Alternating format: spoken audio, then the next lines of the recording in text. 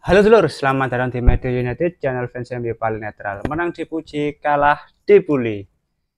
Ya, di video kali ini kita akan melakukan review pertandingan pekan ke-7 Premier League, Aston Villa melawan Manchester United. Ya, seperti yang kita tahu, skor imbang 0-0 di akhir pertandingan. Menurutku hasil yang harus diterima oleh kedua tim karena ya secara permainan memang nggak terlalu buruk, nggak terlalu bagus juga, dan masing-masing tim juga menurutku sama-sama bermain aman. Tapi ya kembali lagi ya, dari beberapa pertandingan sebelumnya dan pertandingan ini praktis selama 5 pertandingan Manchester United belum meraih kemenangan. Dan menurutku rentetan hasil yang kurang bagus ini juga kurang menguntungkan bagi Erik ten Hag ya. Tentu akan ada evaluasi tersendiri bagi Erik ten Hag dan juga para pemain oleh manajemen di Manchester United. Tapi sebelum itu mari kita melihat performa selama 90 menit.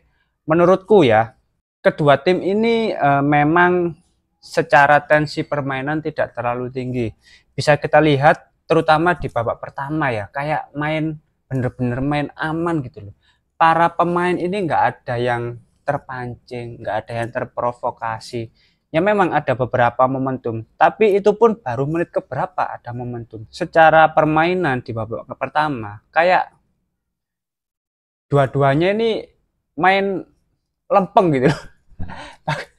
Bahkan ada berapa banyak peluang yang tercipta di babak pertama, sangat sedikit.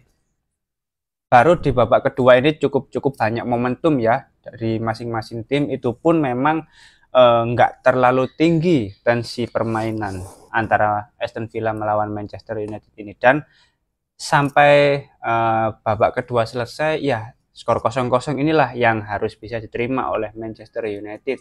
Lagi-lagi Manchester United meraih hasil seri dari 4 pertandingan terakhir. Mau ngeluh tapi ya gimana, yang dilawan juga Aston Villa yang sedang bagus-bagusnya. Tapi kalau nggak ngeluh kok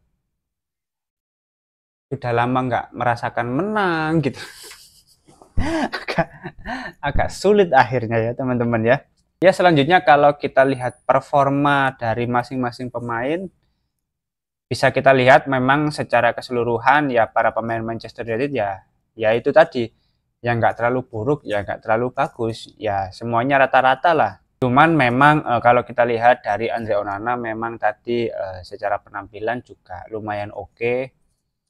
Beberapa tendangan yang mengarah ke gawang Andre Onana juga bisa diantisipasi.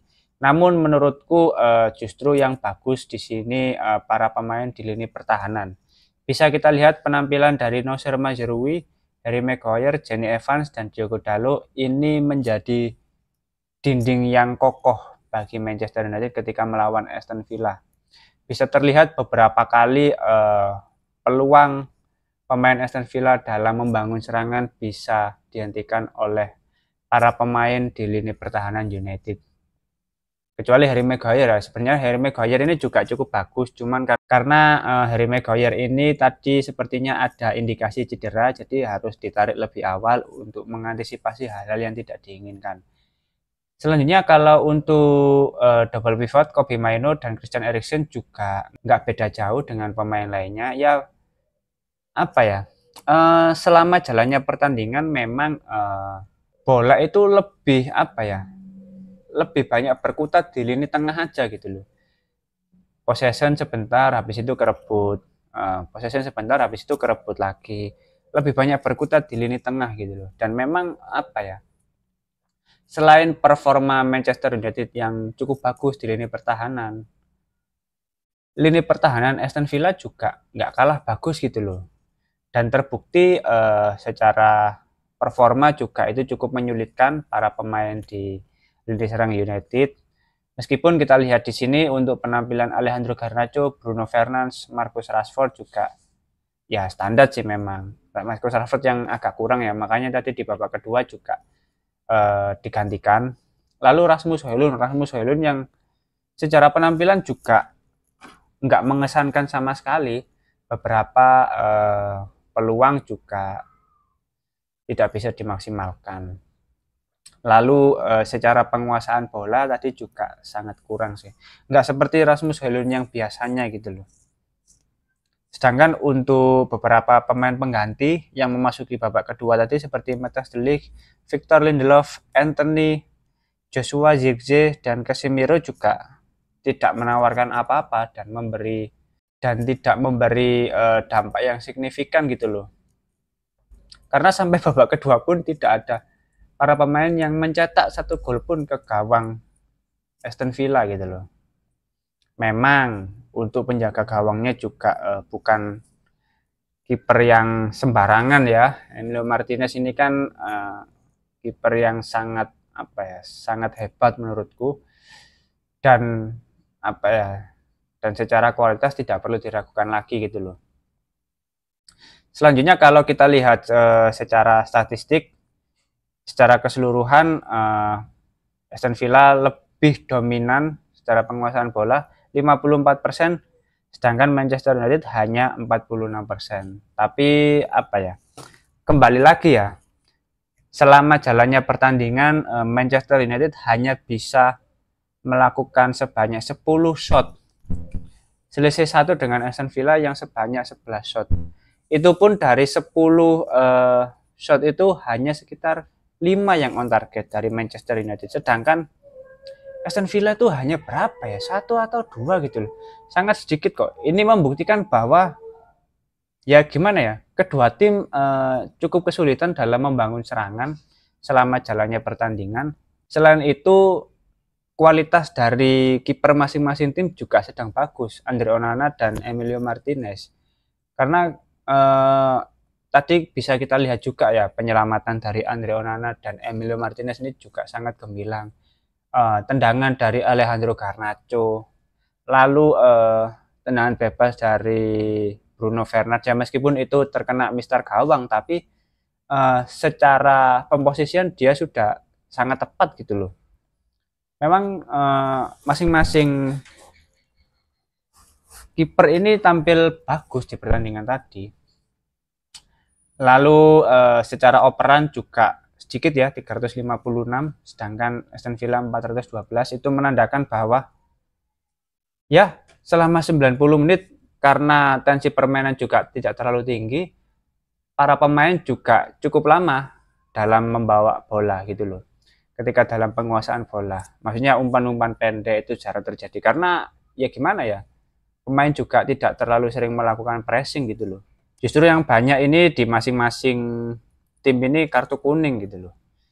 Bisa terlihat tadi kayak Marcus Rashford, Christian Eriksen, Kobbie Mainoo, Harry Maguire, Victor Lindelof, berapa kartu kuning di pertandingan tadi. Itu belum dari Aston Villa. Ya cukup banyak memang.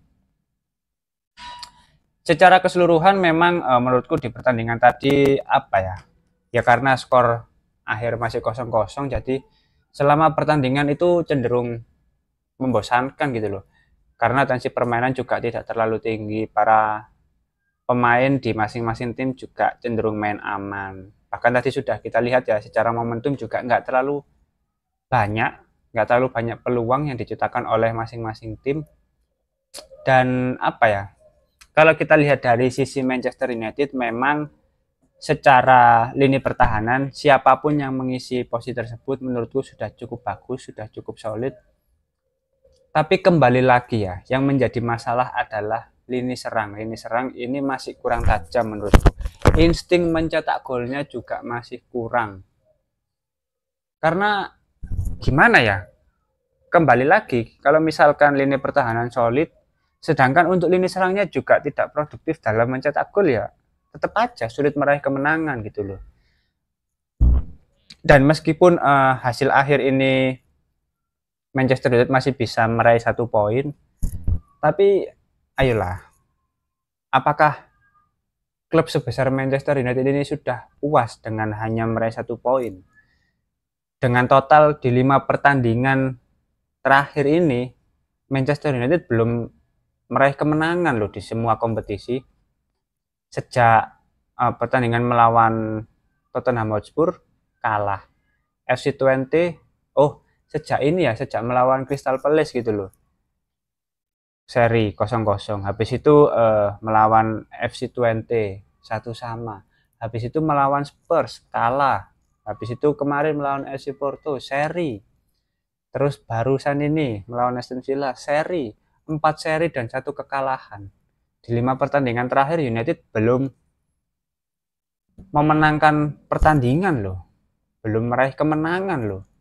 Ini bukan rentetan hasil pertandingan yang bagus ya menurutku, dan dengan hasil imbang pun tetap semua mata akan tertuju kepada Erik ten Hag, bahwasanya dengan hasil ini ya tidak cukup untuk membuktikan bahwa Erik ten Hag ini sudah memberikan perubahan ya dari rentetan hasil sebelumnya yang kurang memuaskan, dan ini akan tetap menjadi catatan yang kurang bagus bagi Erik ten Hag dan para pemain di Manchester United. Tentu dengan hasil seperti ini kayaknya ya situasi Erik ten Hag masih tetap terancam untuk pekan-pekan ke depan, karena apa ya? Ya mungkin kalaupun masih ada toleransi dari Erik ten Hag, setelah ini kan ada jeda internasional. Lalu setelah itu baru Manchester United akan menjalani pertandingan lagi di tanggal sekitar 19 Oktober kalau nggak salah. Itu di kompetisi Europa League atau Premier League, aku lupa, belum ngecek lagi jadwalnya. Namun dengan jarak break yang cukup lama sekitar satu minggu atau 2 minggu gitu, masa ya tidak ada perubahan gitu loh bagi Erik ten Hag dan juga para pemain. Ini kan sudah bukan situasi yang bisa dianggap remeh ya, maksudnya rentetan hasil pertandingan yang kurang memuaskan ini juga merugikan Manchester United gitu loh. Apalagi kalau misalkan sampai di akhir musim Manchester United tidak bisa bersaing di 4 besar. Jangankan di akhir musim, sampai setengah musim pun ini akan cukup menyulitkan situasi bagi Erik ten Hag gitu loh. Karena apa ya? Ya kembali lagi yang dibutuhkan oleh klub di setiap pertandingan adalah kemenangan, meraih 3 poin. Namun dengan rentetan hasil yang seperti ini, kayak apa ya? Kayak seolah-olah hasil seri ini menjadi kebiasaan baru bagi Manchester United gitu loh. Ya udahlah, kalau nggak bisa kalah ya seri aja gitu loh. Entah apa yang menjadi kendala ya. Kayak kalau misalkan Manchester United mencetak skor lebih dulu dibandingkan tim lawan, kita tuh nggak bisa pure seneng gitu loh. Karena takut akan ke comeback, takut tim lawan ini bisa menyamakan kedudukan gitu loh. Jadi nggak ada perasaan tenang gitu loh kalau misalkan Manchester United mencetak skor lebih dulu. Sama halnya dengan situasi ketika Manchester United kebobolan gitu. Kita nih juga kadang nggak bisa memastikan apakah para pemain ini bisa melakukan comeback, apakah para pemain ini akan tetap semangat. Karena sulit untuk bisa menilai bahwa para pemain ini sudah tampil konsisten, para pemain ini untuk memberikan segalanya agar Manchester United bisa meraih kemenangan, itu sulit. Bahkan ketika melawan Spurs di gol awal menit ketiga, ya nyatanya sampai 90 menit malah kalah 3-0 anjir. Terus habis itu ketika melawan FC Twente bisa mencetak gol lebih dulu, ujung-ujungnya imbang 1-1. Yang lebih parah lagi ketika melawan FC Porto, unggul 2-0 lur. Bayangkan unggul 2-0. Di babak pertama 2-2, Cuk. Habis itu ke comeback 3-2. Untung habis itu Harry Maguire ngegolno lagi. Akhirnya skor akhir jadi 3-3. Kan apa ya? Kayak nggak bisa benar-benar stabil, bagus-bagus terus. Kalau misalkan mencetak gol lebih dulu ya bisa mempertahankan sampai pertandingan selesai. Kalau misalkan kegolan lebih dulu ya bisa benar-benar membalikkan keadaan, memiliki daya juang, mentalitas yang sangat bagus untuk tetap memenangkan pertandingan, nggak mau kalah dengan tim lawan gitu loh. Nggak bisa, selama ini tuh masih sulit gitu loh. Dan ini bukan masalah baru ya, hal seperti ini sudah terjadi di setiap musim gitu loh. Ya gitulah intinya, sampai kehabisan kata-kata kadang juga. Oh alah ya ya, ngene maneh gitu loh, dalam hati tuh sebetulnya.